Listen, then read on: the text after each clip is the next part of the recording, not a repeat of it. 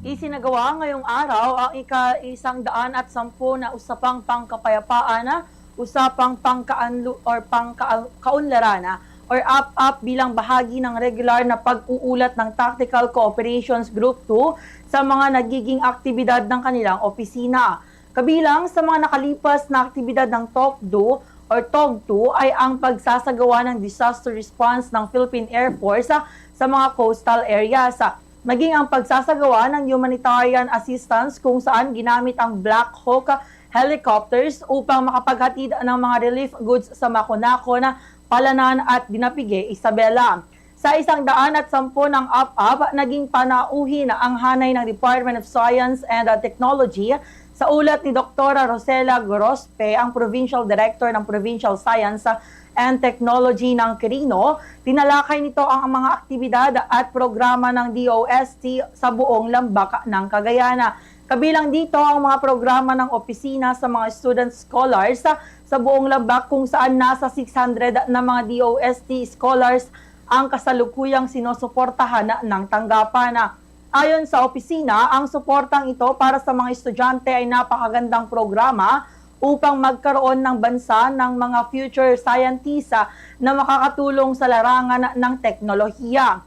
Sa ngayon, tuloy-tuloy ang sinasagawang scholarship program ng DOST sa lahat ng mga estudyante na naglalayong maging isa sa mga scholar ng departamento.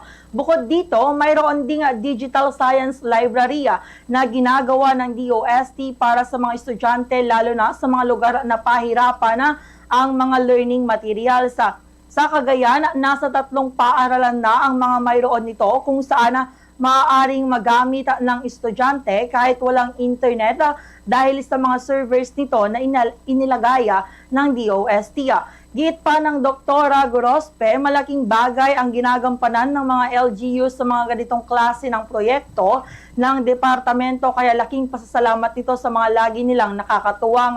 Binigyang pansin pa ng doktora ang hinaing ng ilang scholar hinggil sa hindi sapat na monthly allowance na kanilang mga nakukuha. Sa ngayon, kasi anya ay nasa 8,000 pesos monthly ang nakukuha ng mga scholar, ngunit dahil sa pagtaas ng mga bilihin, maging sa mga gastusin ng mga estudyante ay hindi nagkakasya.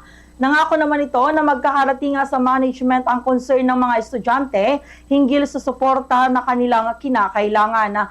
Ganito ang bahagi ng pahayag ni Dr. Rosela Gorospe.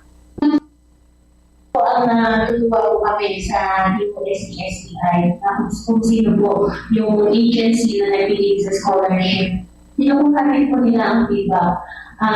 Na kukuha din po nila ang inyong mga feedback sir, ng ating mga scholars and then kanilang mga parents. And every now and then nagkakaroon ng stakeholders meeting. And mga gatherings po ng DOST scholars. Yes, magkarating po yan sa ating management na hindi pa rin po sapat.